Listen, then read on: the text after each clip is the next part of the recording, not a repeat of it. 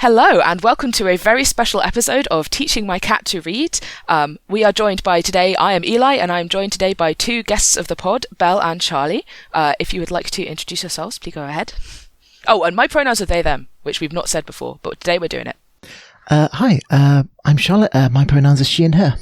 Hi, I'm Belle. My pronouns are she and her. All right, and today we are discussing everything about Anno Dracula by Kim Newman.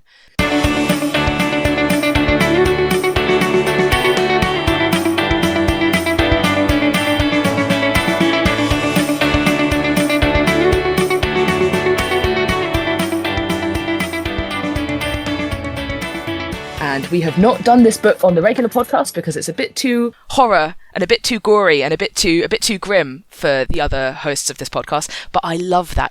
So here we go. Jingle, jingle, jingle. In fact, actually, can I suggest we start off straight up with like a bit of a chat about actual genre, because I don't really think of this as a horror book. Yeah, it's interesting. I wanted to do a horror episode because I'm the one of the three of the regular guests, the regular hosts who loves horror and loves sort of, grim stuff.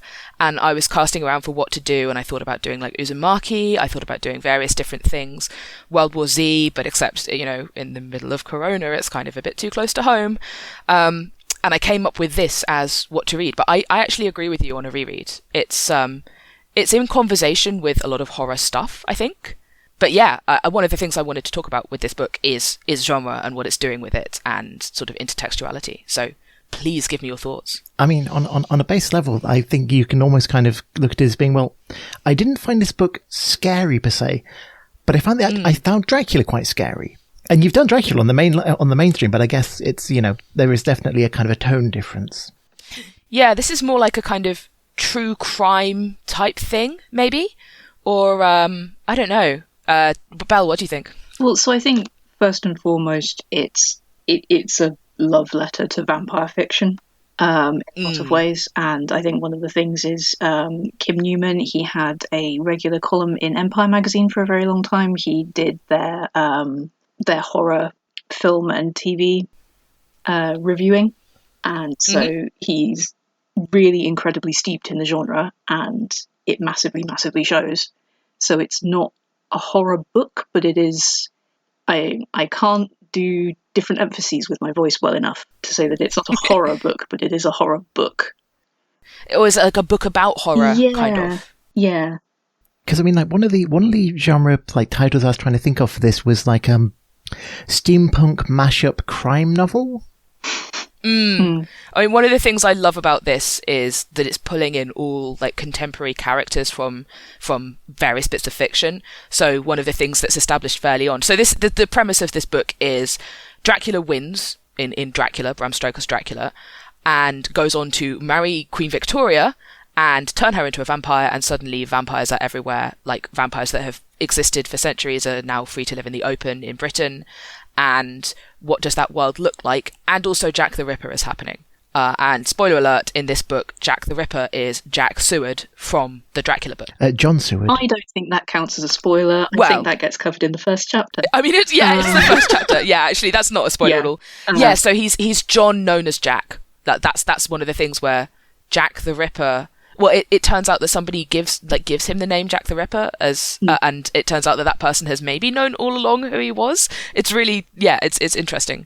So I was thinking beforehand, one of my bits of prep was trying to think about what is like, kind of like a really, really like quick short summary of what this book is. And one of the ones was like, we've all had that problematic rebound relationship. And the other one that I was going to go with potentially is Bloody from Hell. Oh yes, because that's so. I have the hard copy of this, and like the last third, honestly, of the book is like notes and actually it's about the last fifth is notes and alternate endings and him sort of telling you where all of these different characters that he's pulled in have come from. And one of the things that happens early in the book is he has to send Sherlock Holmes away, right? As an author, he can't have Sherlock Holmes kicking about because he would have immediately overturned Jack the Ripper. Yes, and so it's like all of these characters from like Raffles is there and various other characters from the Holmes canon are there and all sorts of things. So if people, incidentally, if anyone who has read this and really enjoys all of these little character cameos, I can recommend a book or a collection called Dracula's Guest, which is a collection of lesser known Victorian vampire literature, which I had read relatively recently before the first time I read this book. And I first read this book about 10 years ago, which is terrifying. And I remember the passage of time. I remember very clearly on my first read of this book being absolutely delighted to spot all of the really niche vampires that I thought I was the only one who had ever bothered to read about. So as a nerdy gothic geek, yeah, it was a really fun book the first time round. See, this is interesting because I think I had a bit of it. There's a few things that just kind of really rubbed me up the wrong way early on with the book, and one of them was all the constant cameos from characters in gothic horror canon. And I think actually the really, really obscure vampires, that's great, and I think I would have loved that if I had known that. But for me, I was getting things like, and Sherlock Holmes is here, but not here, and Dr. Jekyll is here, but he's not really doing anything important, and there's not really anything that actually, it doesn't need to be Dr. Jekyll. It could have been anyone. There are bits where it feels like a very good place. Oh, as I was saying to my good friend Sherlock Holmes, just constant, yeah. It's a bit sort of gratuitous in places. One of the things about the last fifth of the book actually just being notes on the book is he's so deeply in love as an author with his own work, which I respect, but I think it can be a bit too much at times, maybe. I think also the time that it came out, I was deep into the book before I looked it up and realized this came out in 1992. Oh my god, the book is older than me. That's horrifying. I had not checked that, but that tracks actually. Yeah. Mm-hmm. Because this kind of genre, this style, it's kind of like this geeky, self-referential stuff. I would assumed it would have been written in the last decade or so. And one of the things is because of all the stuff with Jack the Ripper, and also just some of the ways that it touches on certain things, I had assumed that this was borrowing liberally from Alan Moore's From Hell, but it's not. From Hell was kind of roughly contemporaneous. Yeah, he mentions From Hell. I'm just looking it up now. It's one of the title chapters, I think. Yes, but that's also because that was the way that one of the Jack the Ripper letters was referred to. Of course. One of the original Jack the Ripper letters was signed off with From Hell, and it became known as the From Hell letter, which is not actually it's not actually replicated in the book, although one of the other original Jack the Ripper letters is. And in the book, so there's this whole sort of there's the Diogenes Club features heavily, which is the club from the Holmes canon where Mycroft is sort of running the British government from, and one of the main characters is this guy who's a spy for them, essentially. And they have this he's kind of like he's a vampire, and it turns out later that he's kind of known all along who Jack the Ripper was. Now, this was to my mind one of the areas where borrowing something from kind of fiction and building on it was really, really good. I would be absolutely here for a series of books about the Diogenes Club and their deep state kind of dodgy dealings on the the peripheries of empire in order to make civilization work. Yeah, it's a bit like I haven't read almost any of the Laundry Files, but it kind of gives me the same, what if there was the shadowy government bit that was dealing with sort of supernatural things. Can recommend the Laundry Files. It's that, but it's also yes, and you still have to submit your expenses your files to HR, and they I've read Equoid, which I thought about doing for this actually, which is a short story in the same universe that's available for free on Charles Stross's website. But yeah, it's interesting what works and what doesn't in terms of his sort of borrowings from other pieces of canon from around the same time, or other pieces of literature. But yeah, Dravot having known who Jack the Ripper is the entire time, and then he's the one who's been sending these fake letters and giving him the name Jack the Ripper. I hadn't caught that until this time around, that he'd probably known all along that it was John Seward. It was a deep state job. I mean, it's stuff that kind of would be suitable material for kind of a contemporary InfoWars kind of conspiracy. It's actually there was this guy, and the state wasn't actually doing the murders, but they were setting a guy up to do the murders and letting him do it and making sure he got away with it and poking him, and that's I actually that was interesting because a big part of my experience with this book was kind of sitting there kind of going, what the hell is this book about? Because the vampire stuff, I was for a lot of it really, really trying to go, okay, so is vampirism a metaphor for STIs? Is it a metaphor for money? Is it a metaphor for like, kind of the immigration experiences? And it's none of that. It's something else. I think a lot of the things that you've mentioned there are very much to do with vampires, and particularly sort of the first wave of Victorian vampire fiction. A lot of it is very much about xenophobia,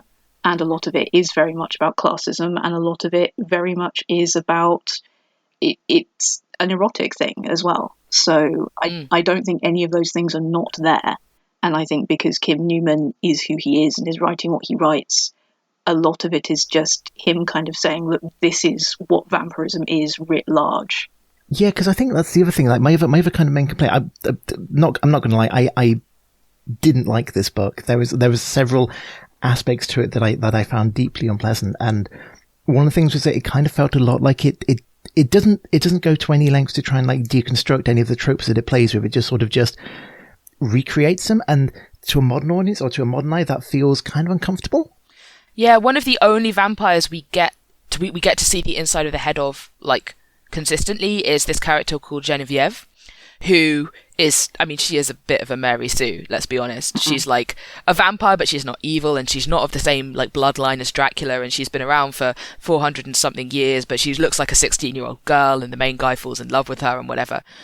And I feel like he could have done a lot more with us having this sort of sympathetic character. I think he could have given her a few more flaws, because there's this sort of, she's just like not like other vampires, whereas almost all the other vampires are portrayed as sort of just worse people than the people who are not vampires. I feel like, I don't know how true you guys find that. I mean, I think it's interesting.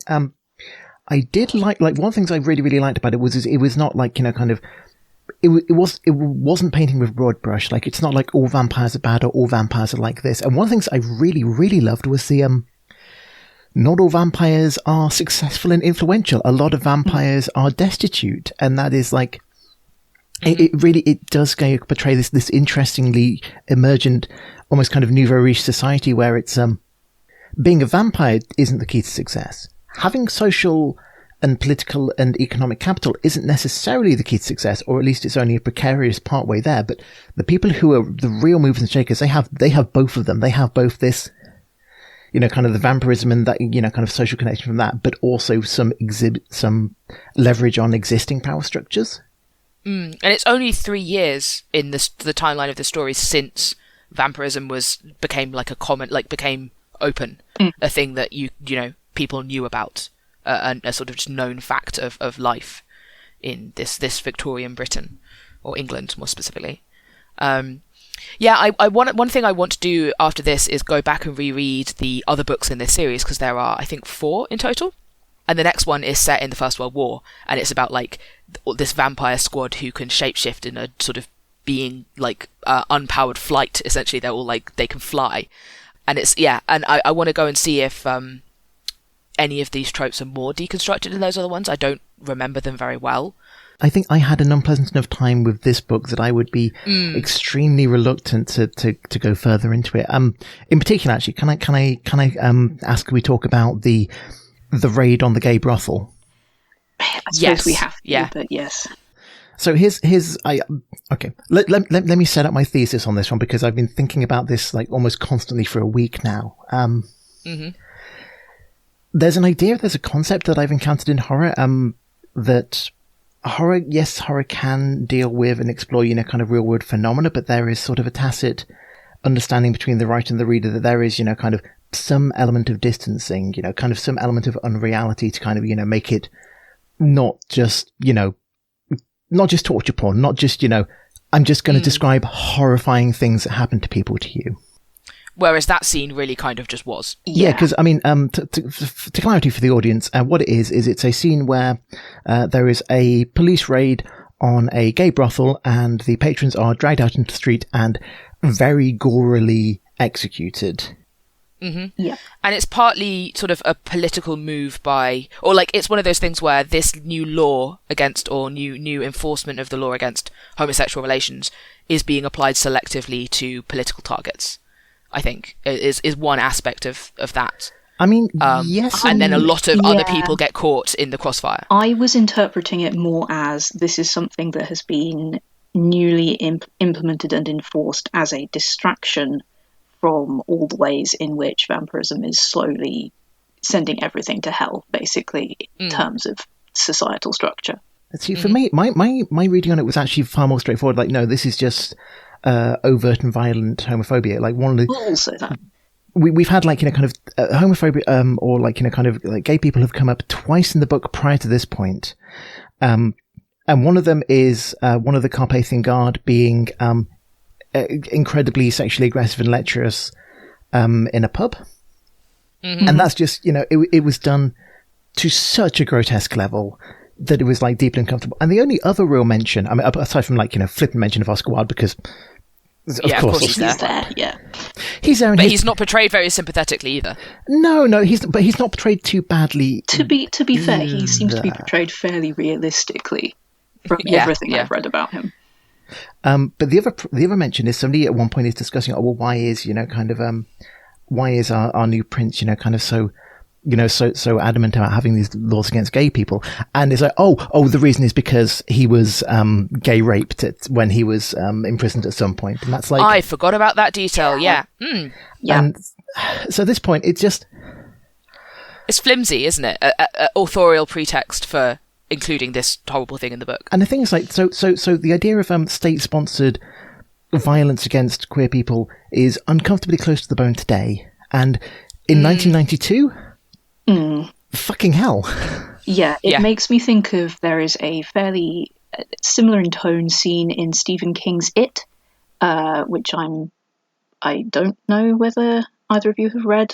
I have not. I've seen the recent film. I haven't. It's on my radar, but it's not one I've read. Okay. There is a scene early in that book, which I believe was written earlier than this, but I would actually have to check on the 80s, in which someone gets gay bashed coming out of a club, gets pitched over the side of a bridge, and gets eaten by it. And Stephen King has said, so this is based on a real incident which happened not too long before the book was written, and Stephen King has said that his intention of including it in the book was basically to liken this behaviour of killing someone because they are openly queer as bad as this horrifying fictional monster, which is as monstrous. Evil. Yes, it does not come across that way to me reading the novel. It comes across as torture porn, and that's a very difficult line to straddle. And obviously, it's all interpretation because it's fiction, but it is very uncomfortable and difficult to sit with as a reader. I think also it felt really gratuitous. Like, it didn't really serve the plot per se. Like, the only plot point that's really furthered by it is the revelation, by the way, before you impale me on a spike, by the way, I've paid this assassin to go after what's her name from the pub. And that plotline gets dropped like a stone halfway through the book. Yeah. That actually effective menacing threat just gets dropped by, like, somebody having a polite word. I do think that plot line itself, the purpose of it was mainly so that Kim Newman could go, look, I've heard of this really obscure, strange kind of ancient Chinese vampire. Interesting. Which is not actually that obscure, because I'd heard of it before reading this. Yes, me too. Which, again, was very exciting as a nerdy reader, recognising what he was doing, but then... Is it really? But then it doesn't. You don't get Genevieve doing the clever thing of like, I'm going to like cast some rice in front of him so that he has to count it, which is the whole thing of like the count from Sesame Street, right? Is but you actually just have her straight up trying to physically fight this enemy, which is, again, it's just kind of, I don't know. That a lot of it seems sort of, it's not very coherent. A lot of it. Yeah, I think also kind of tied into a little bit. I admit I wasn't aware of like kind of the tradition of Chinese vampires in fiction, so that may kind of colour what I'm about to say. Because the other thing that I was going to comment on is that Kim Newman has a real fondness for sort of grotesque imagery, and I'll admit I'm not a fan. This is again one of the things that I struggled with this book, but it also felt like the two groups that got the most grotesque imagery were. Any man who wears makeup at any point, it gets mentioned, and it gets mentioned in an unflattering way. And the other thing, and far more prevalent, is foreign people. Foreign people get way more grotesque descriptions than more or less anyone else in the book. Especially so with like the Chinese vampires, but also like a lot of the Carpathians. I get that they you're trying to depict these very old people who've been serving Dracula for a long time, and so have become, kind of like more monstrous with time. But it's just kind of noticeable that all the foreign people are the ones that you describe in the worst ways. And the one who is a foreigner who doesn't get described like that we see the most of, is Genevieve, who is beautiful, sort of somehow virginal, despite like also having sex in the book, and from France, which is really not that foreign, right? It's not as foreign as those Eastern Europeans. I wonder if that's something he's sort of inherited from the texts that he's borrowing so heavily from, without criticizing it. So a lot of the language that he does use, in particular in reference to Chinese people, is very clearly drawn from the original texts, of which I have read quite a few and feel reasonable. So, like, a Chinese person is always described as a Chinese. Yes, or at one point a celestial. Yeah, even in 1992 would be marked. I think that was deliberate, but I'm not sure how much of the other stuff that Charlotte's just mentioned is deliberate, or whether or not it's uncritically carried forward from, the original Dracula, for example. Yeah. I should also possibly try and also bring up some of the things I liked about the book. Yep. This is all interesting stuff, because I remembered this being a lot more fun the first time around, and I think a lot of that was the novelty of all of the cameos and the sort of not having read it already and the twists and turns of the plot. And on a reread, I was very much like, okay. I didn't have as much of the couldn't put it down aspect. I do, before we kind of move on from all of this, which is somewhat grim, so I did also sort of sit with all of the points that have just been made about the depictions of homosexuality and men wearing makeup and all of this, and at least attempt to put my English literature student hat on, and come to some kind of an accord with it. And one thing that does strike me, which I think is interesting to think about, is the inevitable that there is no universe that I'm aware of where vampirism does not get coupled together with sex. It's just blindsight. Interesting. But just as a broad statement, yes, I think that holds. Yes. And so very often, if you thinking about classic vampire literature, you get male vampires who feed on women, and you get female vampires who feed on women, and this is sexy lesbian time. But as soon as you start thinking about, male vampires who feed on men, it becomes this very difficult, and I'm talking in terms of in the Victorian era, you wouldn't necessarily go there. I think it would be a thing of sort of it would be a display of dominance rather than a sexy sex thing. Yes, and equally female vampires feeding on men would be emasculating, right? Yes, exactly that. And it becomes, along with vampirism as being about classism and vampirism as being about xenophobia, you get this kind of the thing that you often see with fear-mongering around those two areas, the sort of bourgeois degeneratism of homosexuality. That's I think that is another thing that there's a lot of language in this book that made me kind of uncomfortable, that's sort of tied to kind of degeneratism and talk of kind of purity and corruption of bloodlines and tainted blood and stuff that sounds a little uncomfortable to begin with. And then again, the context of 1992, height of the AIDS pandemic. Oh gosh, I didn't even think about that. Mm-hmm.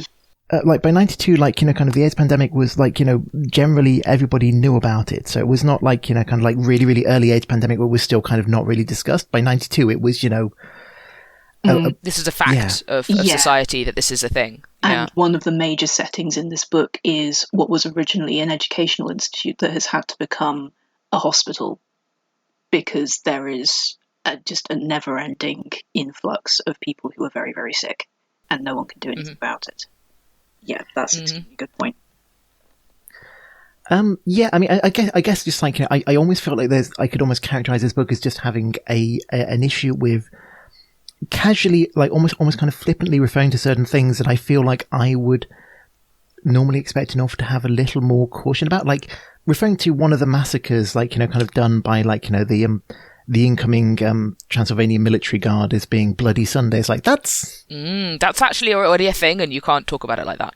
Yeah, that's a significant recent historical event where the British civilians were gunned down in the streets by British soldiers, and that's something that that's not just a cool name that you can borrow to describe this thing that happened, unless you're going to do something, I think, sensitively and usefully with that. And I'm not sure that this book does that. No, I would say it actually doesn't. Yeah, I wonder what this book would look like written today, or written by a different author, maybe. I mean, I guess so much of it is who Kim Newman is, and his background in all of this stuff, as Belle said, like steeped in this horror. Yeah, and I think what I'd say is a lot of what I'm describing is not necessarily deal breakers, but they're definitely things that like upset my palate or just rubbed me up the wrong way and just made it a little harder to engage with the book. Yeah, no, for sure. Yeah, can we come back to talking about sex? Because I have some thoughts on that, because this is a powerfully horny book. Always. It really, it's really so is. horny. So Yeah. I think it's worth telling the audience that both of us checked in with Eli before this episode, asking to what level can we talk about sex, because this is an incredibly horny book. Yeah. Just, what words can we say on this podcast and what topics can we discuss on this podcast? This one's going to have a big old content note for this book is like uncomfortably horny. And so therefore we're going to have to discuss that. So yes. I mean, even from Genevieve's very first introduction, you're just like, oh, this character's going to at some point. Mm-hmm. Sorry, Rowan, you're going to have to cat meow that one out. I will take the opportunity to actually just, mention at least one bit of the book that I liked. And what I did kind of like is I did like some of the, first of all, okay, Beauregard, I f***ing love him. He's adorable. He's just a big puppy. I love him. I love this description of him as being like just really boring at dinner parties, but underneath all of that, he's just like this incredibly interesting spy. But the thing I loved is like when we had like, kind of the proper consummation of the relationship with Genevieve is it's just sort of like it's sort of an inversion of a lot of the tropes of like somebody's first time. It's like she goes to him, kind of tell me if it hurts and things like that, and it's like it's sort of sweet. Well, that's the only time we see a woman feeding off a man, I think, that is not.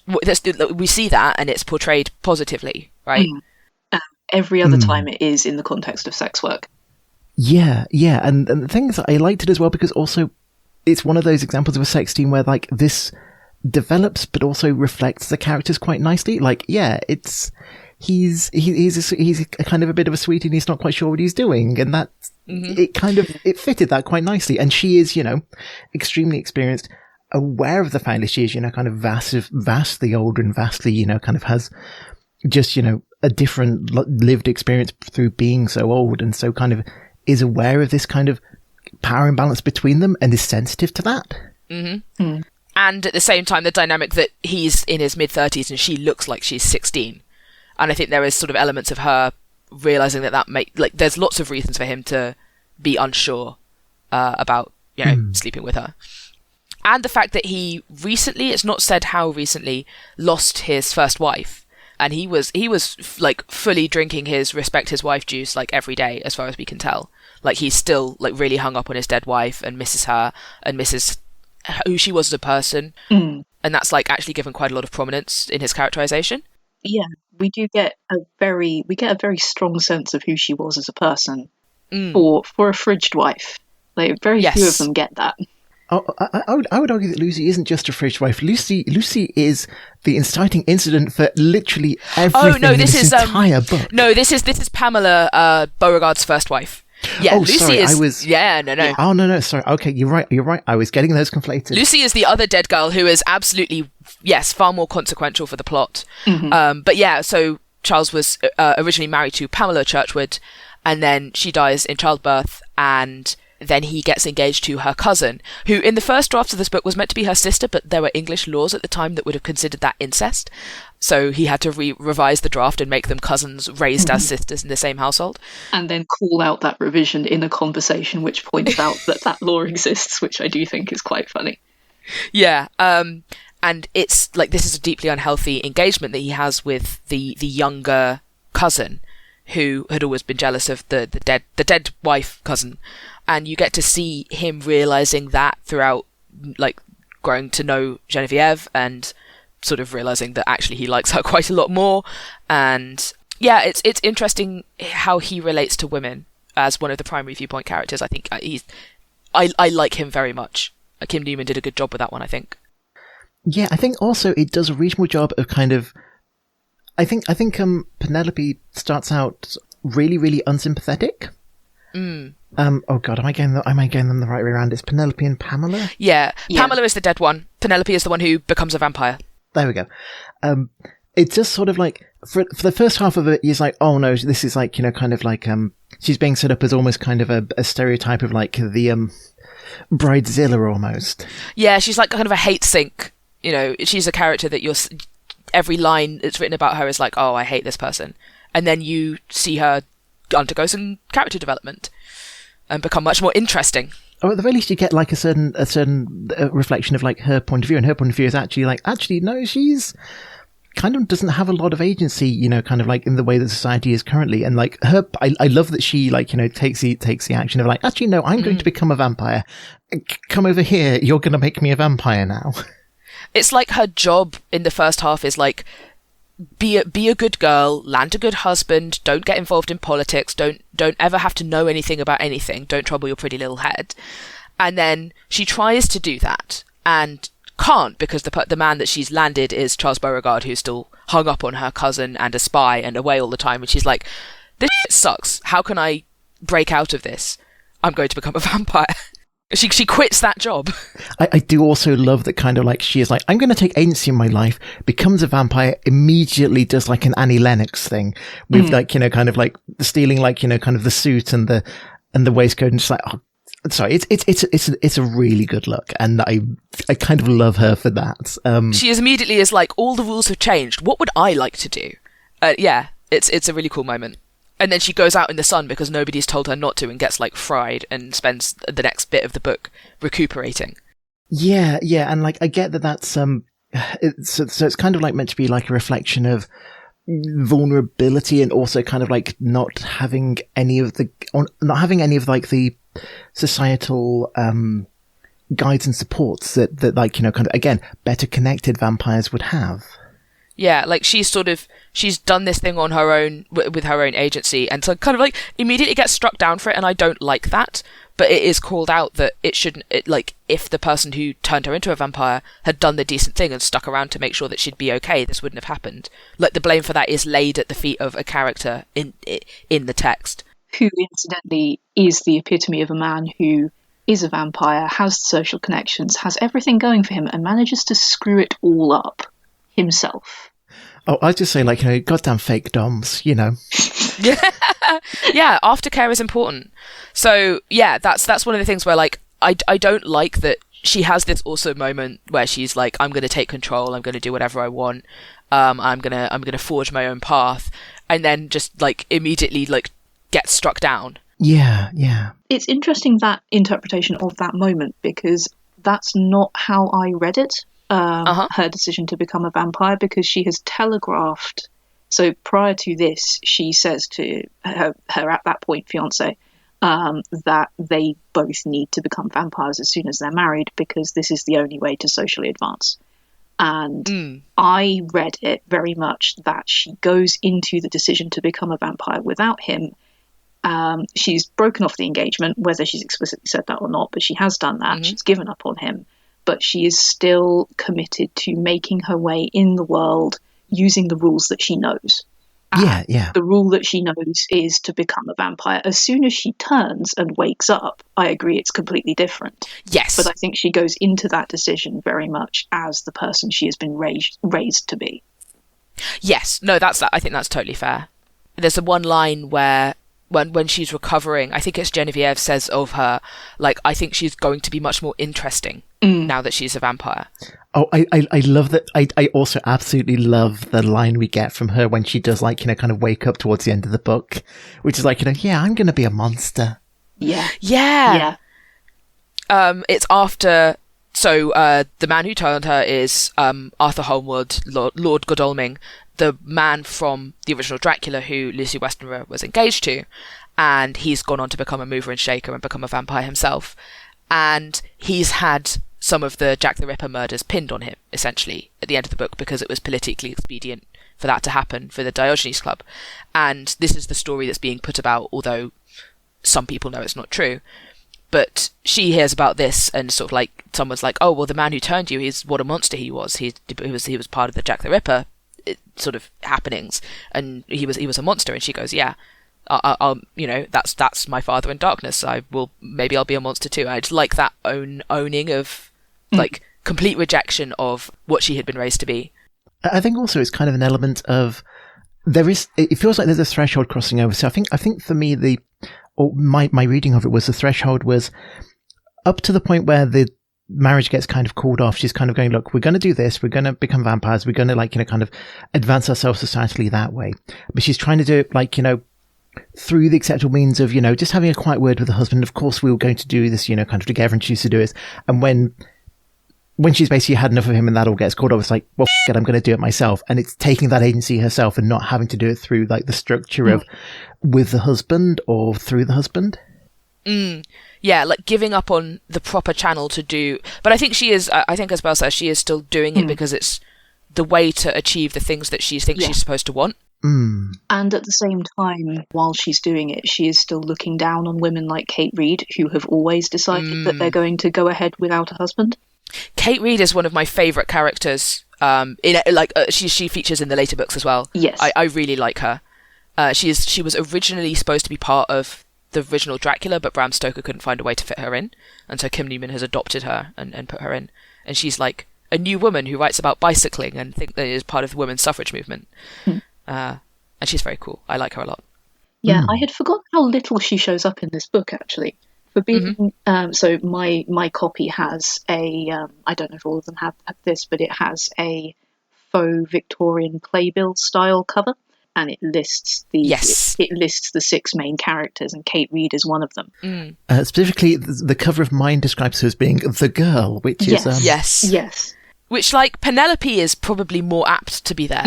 And I think Penelope we spend more time with Penelope than Kate. We don't. Do we get a Kate Reid point of view chapter? We don't. We do get Penelope. I don't think we do. Yeah.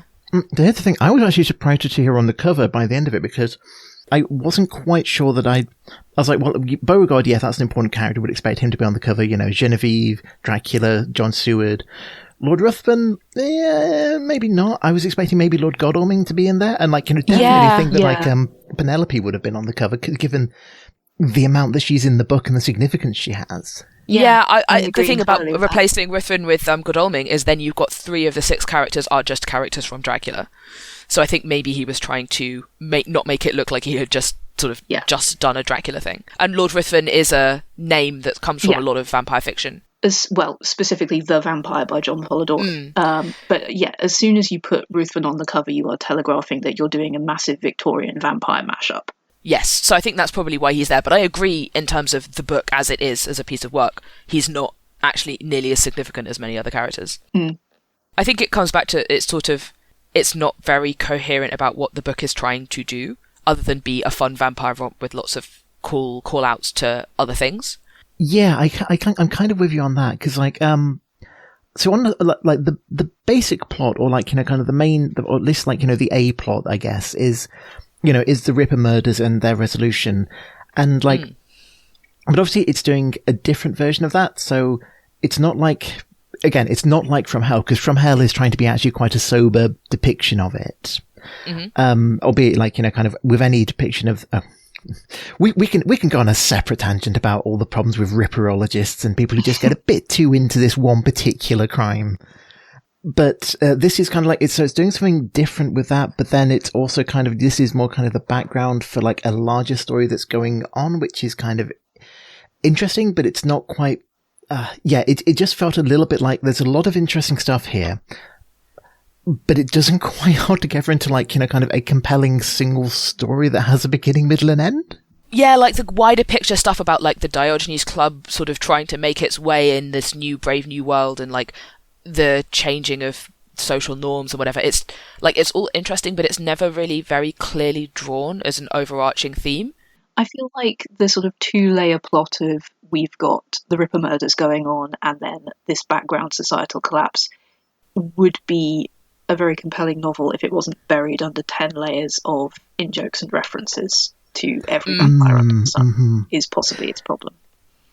Yeah, absolutely. I mean, the other thing is that, so I have an unreasonably deep love for The Strange Case of Dr. Jekyll and Mr. Hyde. Like, I'm working on, like, you know, doing like putting together some kind of stage version of it, if I can kind of, you know, get my head together to do that. I love it because I think it's one of those books that is, like, you know, kind of wildly misinterpreted by the vast majority of, like, depictions of it, and by extension, the vast majority of people's awareness of it. Incidentally, I would absolutely, like, you know, definitely bang the drum for being like, this is a thing that should be covered on the podcast at some point. If nothing else, it's quite short. Well, I mean, we've done Dracula, we've done Frankenstein. Yeah. Yes, I think that's a very strong candidate. We could do it on another episode with us three if we wanted. It's our show. We can do what we want. Yes. But again, it's like in this book, it felt like, well, it's a throwaway mention or it's a throwaway character that you don't need him to be in there, and he's not really reflecting any of the themes or issues that are going on particularly. Yeah, he does come back towards the end where after the Ripper murders have concluded and that's all kind of been wrapped up in an artificially nice little neat bow. It's mentioned that, like, crime and awful things continue to happen. It's not like everything was roses ever after. Some madman known as Edward Hyde is out doing murders and things like that. So it's sort of, I almost want the book about that as well. But maybe not if it was just another rehash of this, again, like, sort of incoherent sort of thing. Yeah. Because I think the other thing is that it's quite clear, like, you know, he's spoiled for choice. He could go with Dr. Moreau or he could go with Dr. Jekyll. And, like, I would argue you're better off going with one, but pick one that you can then use as some kind of reflection of your wider themes. Like, if you want, you know, kind of a thing about, like, degeneracy and animalism and, you know, kind of how humankind is actually just, you know, closer to, you know, being animals than we like to think of ourselves. Dr. Moreau is a much better surrogate or, like, you know, kind of like touch point vehicle for that. Yeah. Thinking about it, actually, do we get a Victor Frankenstein reference in this? I don't think we do. I don't think we do either. Cool thing, or no? I mean, okay, I looked at the Wikipedia article, and instantly the Wikipedia article has, like, a more or less comprehensive list of all the references and, like, allusions. Holy shit, I was not expecting it. Yeah. Like, it's it's long. Enormous, right? So many. Can you do a quick search for Frankenstein and see if he shows up? I don't think I'm going so. to start Googling that. Bear with me. Yeah. I mean, it's... That's just a significant omission. If so, that's really interesting. Yeah. I don't know if it's just sort of slightly, because when is Frankenstein set? I think it's slightly earlier, right? Well, so you can definitely do it. Yeah, you can just drop it in there. Frankenstein began life during the same absolutely horrendous sounding Swiss holiday as Lord Ruthven. Oh, of course, yes. The story takes place in the 18th century. The letters are dated as 17-something. No mention in the Wikipedia article, so it looks like not. You could easily have, like, the creature has become a vampire or something, or Frankenstein. Well, actually, because does Frankenstein himself bite it? I can't remember. I don't think he does. Does he? He does at the very end. Right, yeah. But you could easily have allusions to it, like Carmilla is mentioned a couple times. Yeah, one throw-in that I thought was particularly gratuitous was Merrick, more widely known as the Elephant Man. Yes. I hate it when people do that. Yeah, it was so like tokenistic, and he's not. Yes, he's a character on the good side, but he's not. He's there for shock value, so Kim Newman can describe his physical form. Yeah, and exactly, and it's in the context of where everything else that's described as grotesque in that chapter is all the bad stuff. It's Dracula himself. It's his Carpathian guard. It's the, you know, the horrifying scene in, like, the throne room, and so, like, you know, sort of depraved and. And actually, it was a mention of Merrick that made me think of, again, From Hell, because Merrick comes up in that, and I was just like, are you just like, you know, cribbing Alan Moore's notes on this? I mean, obviously, I guess if you're doing a historical novel focused around the Ripper murders, inevitably you're going to touch on a lot of the same stuff. But it just felt, really quite token in a. What is the purpose of this? What are you trying to achieve? Yeah, it's interesting. So, I just thinking about sort of physical deformities or sort of ways that the human body can go wrong. Essentially, I was actually just in Amsterdam, and there's a museum in Amsterdam called the Vrolijk Museum, and it's it's part of a medical teaching, a teaching hospital.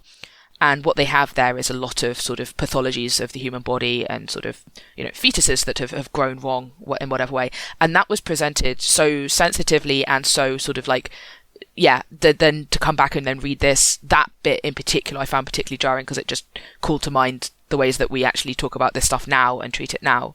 And this is only 1992. Like, he could definitely have done better with that particular thing, if nothing else.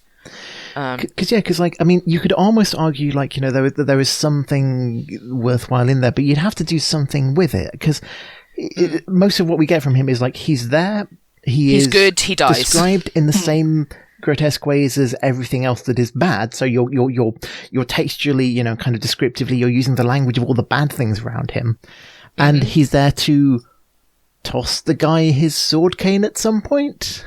Yes, pretty much. Like, he doesn't actually have much agency. He, like, you know, I'll throw the hero his sword and then exit the story completely. It's yes, yeah. And I did find I found the whole description of that final scene somewhat jarring, actually. It's overwhelming. It is overwhelming, honestly. And it's so kind of after an entire book about vampires integrating into British society and the royal family now being vampiric and how that all fits in, the just kind of intense, visceral depravity. Yeah, grotesquerie. That's the word, grotesquerie. Yeah, it would have been so much like creepier if they were all beautifully turned out in a mockery of, you know, British imperialism taken to its extreme or something. That is precisely what I would have put there. I was having some thoughts on this. So this scene in particular, it's I think alongside, like, you know, kind of the raid on the gay brothel, this is like one of the most memorable, or, like, you know, most torture porn bits, interesting bits of the book. I won't say interesting, I mean as in like, oh, that's an interesting choice. Yes. Interesting, derogatory. Yeah. I feel like in a lot of ways it's kind of the culmination of a couple of things that have been throughout it, which is this grotesquerie, like, you know, like the grotesque imagery and like the grotesque language has been there throughout, but this is just, you know, kind of turning it up to 11. It's the horniness turned up to 11. Yeah. And also it's the racism turned up to 11, because, like, you know, kind of the depiction of Dracula himself is like, you know, that he is beast from the east. He's big, he's engorged, he's hairy, he's just sitting around naked, and like, you have to actually describe his penis in a really uncomfortable way. You know what it is? I know exactly what it is, and I realised this last night. It's Jabba the Hutt. Oh. It is precisely Jabba the Hutt with Leia chained at his feet and all of the horrors going on around him from the original Star Wars movie. That's what it is. I am delighted that we've got 50 minutes into this episode before I utter the words Queen Victoria puppy girl. And her only agency in this entire story, having been like this sort of, oh, we've got to swear allegiance to the Queen, and the idea, I mean, particularly just after, like, Queen Elizabeth has died relatively, you know, in the modern day, the idea of the Queen kind of holding the country together even as it tries to fall apart. Her only agency as a person is to kill herself. Like, that's it. The only thing that... And I remember reading that the first time and being sort of surprised by the twist and thinking, oh, that's clever. And now again, it's like, she could have just killed Dracula. That would be a better novel. Yeah, absolutely. But then he couldn't write sequels. Well, then he couldn't write specifically the next sequel, which is actually my favourite one in the series, although I haven't reread it recently, so maybe I'll change my mind when I read it again. Yeah, absolutely. So, I completely agree. I think it's it portrays as being like, you know, completely without agency. And the other thing that really hits really f***ing weird today, like, you know, post Brexit, you know, kind of post, like, you know, kind of the interesting political times we've had in recent years has been interesting derogatory. Can that be the subtitle? It's been kind of like, you know, Dracula going like, through a technicality, I am no longer in power, I must immediately flee. It's like, what about him has demonstrated that is what he would do? I think possibly. So I don't remember this because it has also been a very long time since I read the sequel to this. But that could have been a very interesting setup for why the First World War happens in this world, because you've got all of these heads of state of other European countries who are all related to Victoria. They all claim that they are the rightful ruler of England, and Dracula's not having it. And this is what starts World War One. Would have been very fun. I don't think that's what the Bloody Red Baron does. I don't think so either. I think the instigating thing for World War One is vampire related in some way. Like, there's a vampire twist on it, but I don't think it's that. I mean, if that was me, I would be staying well away. I mean, much like if I was given the option to take over Britain today, I'd look at that and go, no, thank you. But yeah, I think like, whilst I would not be comfortable, kind of like describing a fictional massacre as Bloody Sunday, I do feel like describing the First World War as being the War of the British Succession, that I can kind of get behind. That sounds kind of cool. Yeah. So what we're saying is we need to rewrite this series, but better. There's so much like interesting stuff in here. It kind of reminds me of Twilight, to compare it to another vampire series, where there's some really interesting stuff in there, and some really sort of, there's like, I don't know if much fan fiction has been written of this book actually, because I think that's one of the reasons why Twilight had so much interest, is there's so much potential like squandered in a way on just not being particularly interesting books, but the world building stuff was interesting. I think that's one of the things I like most about this book is the world that it set up. There's so much interesting stuff to be done there. I also like how it has furries in it, or at least like a furry. We have one of the women who's become a vampire. Oh yeah, Nell. Carity Nell. Yeah, she's great.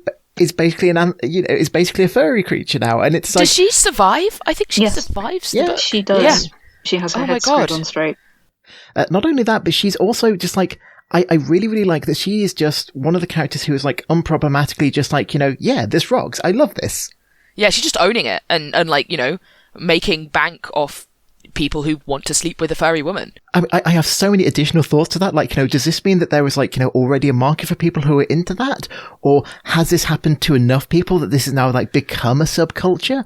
No idea. But it's like, okay, at least, thank goodness we have a character who like, has, kind of like loves their body and their sexuality and has some kind of sense of agency and ownership of it and isn't just like, oh, woe is me, the world is complicated. It's like, no, this rocks and I enjoy it. Yeah, good for her.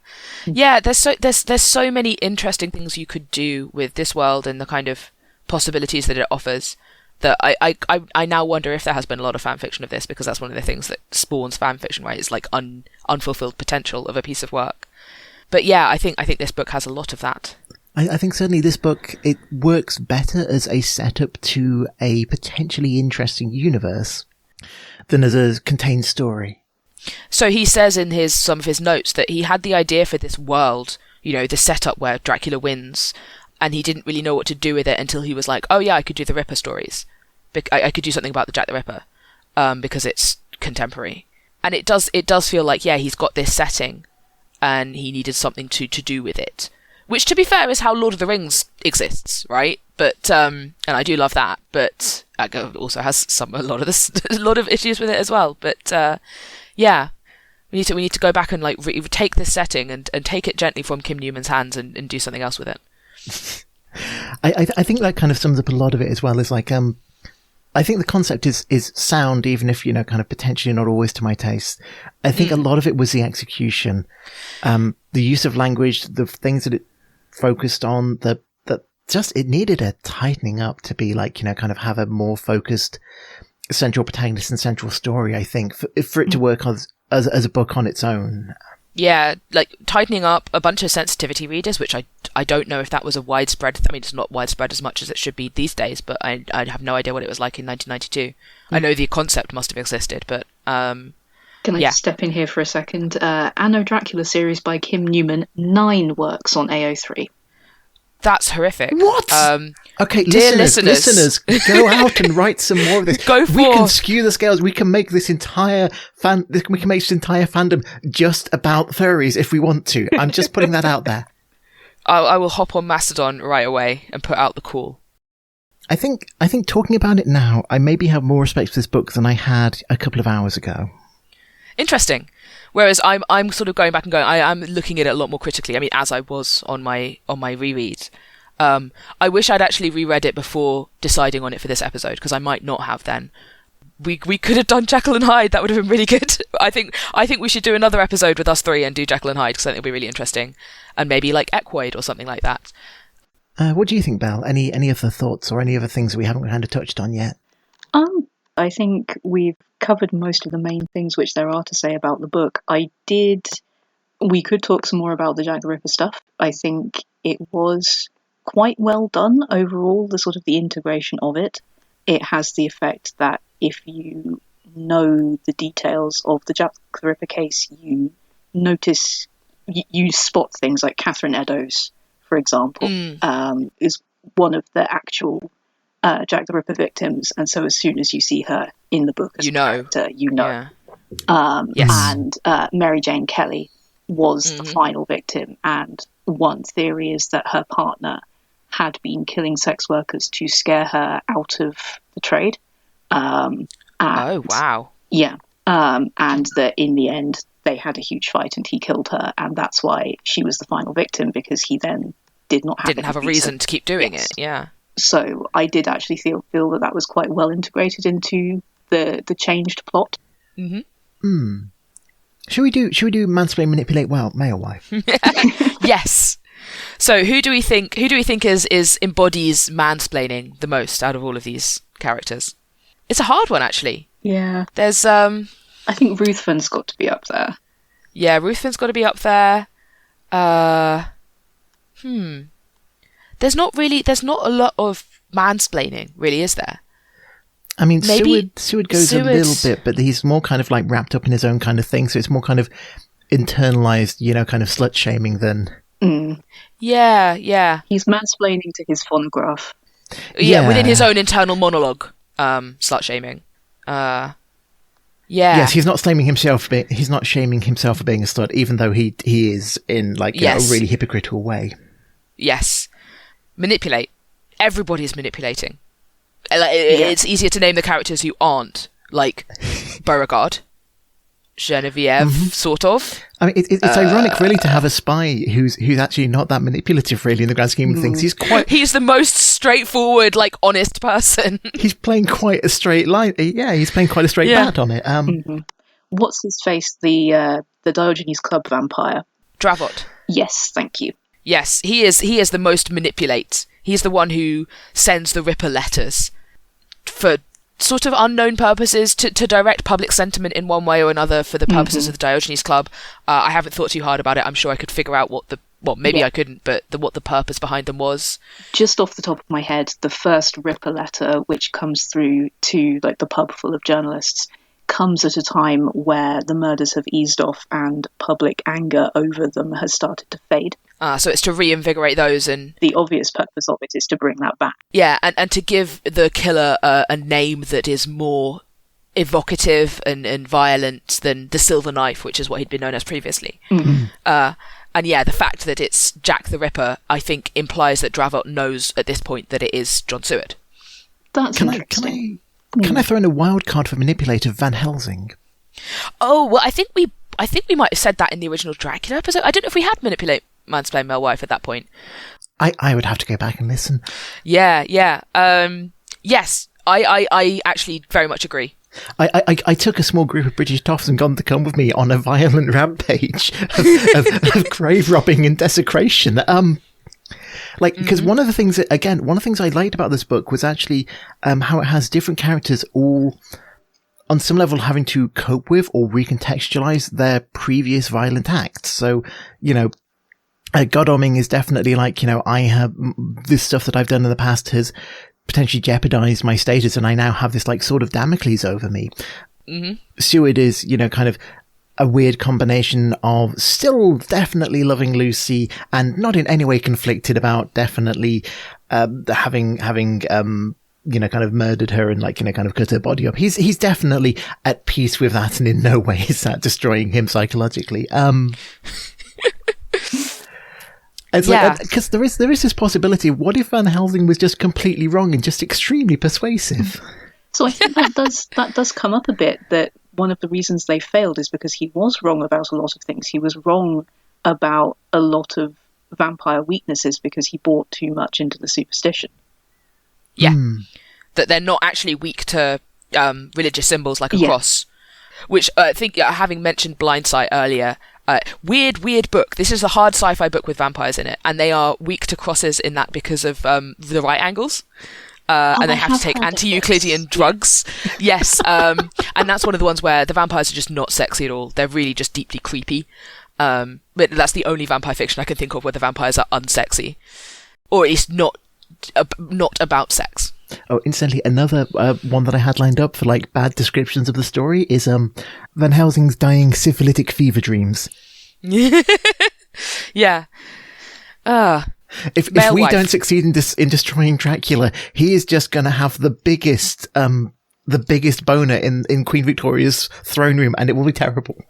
Yeah, it will scar you as a reader of this book. Yeah, male wife is Beauregard, right? Yes, 100%. Yeah, like Seward is like dark male wife. I feel in that he's so hung up on the girl who didn't even love him back that he goes insane. Seward is absolutely. I kind of see him as being like he is the love interest for the first half of the romance novel before you realize actually he's a bad person, and then you go and you fall in love with the nice person who's actually kind of has their emotional together, at least a bit better. Yeah, he is very much. He's a nice guy. He's not a male wife. He's Hugh Grant in the first Bridget Jones, but more murdery. Yes, yes. Which sets him up actually as a really interesting parallel to Beauregard, which I hadn't thought about before. Yeah, I guess they are the two male leads of this book, right? And they're both dealing with having lost their great loves, and one of them deals with it well and the other does not. Yeah. I mean, on some ways they're both dealing with it badly, but kind of the thing is that Beauregard has some kind of growth and reflection on that, and he's like, oh. Well, also in a culture where you're not expected to actually give a damn about your wife, he does, and so there's not a lot of cultural framework for him to lean on in his grief. But they are both presented with the opportunity to have a relationship with someone who reminds them so strongly of the woman they lost. And it goes really, really wrong. Don't do that. Just generally, I think there's one life lesson from this book. Don't do that. Yeah. The lost Lenore is lost. Is lost. You can't turn back the clock. Yeah. What about Gaslight Gatekeep Girl Boss? I mean, Genevieve is Girl Boss, sort of to a slightly annoying degree, right? Yeah. Gaslight is similar to Manipulate, I feel. The Diogenes Club is Gaslight. Oh, absolutely, yeah. I was going to say Gaslight, it's Victorian London. It's all gaslight. That's true. Yeah. Although there's one bit where in Jekyll's house, he doesn't have electric lighting. He has still gas lamps, and that's like remarked upon. What else? There's, Gaslight Gatekeep. Anybody who's being like, being a vampire is better, I guess, is gatekeeping. I think we've got to go back to Ruthven again. Yes. Who literally brings that into law. Yes, yep. That only vampires may advance in various sectors of life. Yeah, again, so much more could have been done with this setting and like interrogating real life prejudices through the lens of this, and yeah. It would have been, I think, interesting to have a novel set maybe 10, 15 years later than this, where all of this stuff has become really entrenched. I mean, the next book opens with like an Agatha. Actually, it's at the end of the book, isn't it? There's like an Agatha Christie. End of the book is the Agatha Christie murder mystery, which I do love. Yes. I remember really enjoying that. That's the one with the Twilight reference in it. Ah, I missed that the first time around, I think. Can I just throw in also as a wild card for Gatekeep Mackenzie? Mackenzie can rest in peace, frankly. The character who really, really kind of epitomizes this. All cops are bastards. Like. He is first of all has this absolute attitude of, or he reflects this kind of idea of like, maybe if I bootlick hard enough, I will be able to ride the coattails of stuff that's happening. And also that you cannot trust institutional power because the people who enforce the laws. They don't enforce moral right or wrong. They don't enforce ethics. And so it's not just that he is like going along with, again, the raid on the brothel. It is he is gleefully and, kind of like enthusiastically and emotionally going along with that. And it's just... Yeah. Oh, I have a late entry for Mansplain, which is Charles Warren, is that his name? The police commissioner, the chief commissioner, yes. who is a great soldier and a bad copper, and he just worsens every situation that he's in. Just massively. Those characters, hate to encounter them in real life. My God, I love them in fiction. Oh, they're entertaining as hell. But yeah, he is Mansplain, I think. Complete with being wrong every time. Muppet version. I'm gonna suggest Muppet version. The only human you have is Dracula. I think that works. Yeah. Yeah. Because Penelope is obviously Miss Piggy, right? And I was thinking for Dracula, like Jack Black. Ooh, that's fun. On the one hand, he doesn't deserve that, but on the other hand, I do see... Or Tim Curry. You as a You can't have Tim Curry as the only human in every Muppet adaptation. But it's fun. It's fun. He's so good. I mean, I think you're right. You can't have Tim Curry as the only human in every adaptation because Tim Curry is a Muppet. That's true. Yes. Yeah. And then you'd have Kermit as Godalming. Yeah. I think, as like your sort of up and coming guy. Well, then who would you have as Beauregard? I don't know. I haven't. I'll admit to a mortal sin here and say I haven't seen enough Muppets to have off the top of my head who Beauregard. I don't think Kermit's a good fit for him either, though. No, I don't know. The obvious thing would be him as Kermit and Miss Piggy as Genevieve, but that doesn't suit either of the characters at all. Exactly. Yeah. Maybe it's just not apt for. I mean, one of its flaws then is that it's not going to make a good Muppet adaptation. Mm. All right. Final questions. We are all cat owners, independently of different cats. What would our cats think of this book and give it a rating out of 10? So I have two cats. I have Thomas, who is my big, soft, dumb boy, and I think he would not really be quite sure what to make of it. I think my other cat, Jester, who is an absolute little demon, would absolutely love all the violence and murder.